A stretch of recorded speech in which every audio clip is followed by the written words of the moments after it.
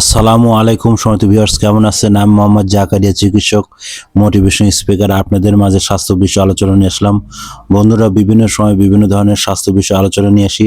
আজকেও স্বাস্থ্য বিষয় আলোচনাতে অনেকে কমেন্ট বক্সে কমেন্ট করেছে ইদানিং হিউজ পরিমাণ গ্যাস হচ্ছে। তো কেন বন্ধু হিউজ পরিমাণ গ্যাস হচ্ছে? তো প্রথম থেকে শুরু করে শেষ পর্যন্ত না টেনে অবশ্যই শুনবো। প্রথমে একটা লাইক দিব, সাবস্ক্রাইব করবেন, নোটিফিকেশন অন করবো, তাহলে স্বাস্থ্য সম্পর্কে নোটিফিকেশন আপনাদের কাছে পৌঁছে যাবে। তাহলে বন্ধুরা শুনুন, আমাদের ইদানিং হিউজ পরিমাণ কি জন্য এই গ্যাসটা হচ্ছে। তো বন্ধুরা, যাদের আমাদের আইবিএস বা পেটের সমস্যা বা ঘুম হয় না, তাদের ক্ষেত্রে অন্তত নিয়ম করে চলবেন। সেই ক্ষেত্রে কিন্তু আপনারা যে ভাজা পোড়া খান, সেই ক্ষেত্রে কিন্তু হিউজ পরিমাণ গ্যাস হবে।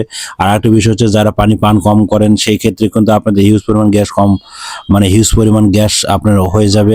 আর একটা বিষয় হচ্ছে, যাদের আপনার ঘুম একদম হয় না, সেই ক্ষেত্রে কিন্তু আপনাদের গ্যাস হিউজ পরিমাণ হতে পারে। তো বন্ধুরা, আপনারা মোটামুটি নিজেকে ভালোবাসুন, সুস্থ রাখুন। সবাইকে থ্যাংক ইউ, সবাইকে ধন্যবাদ।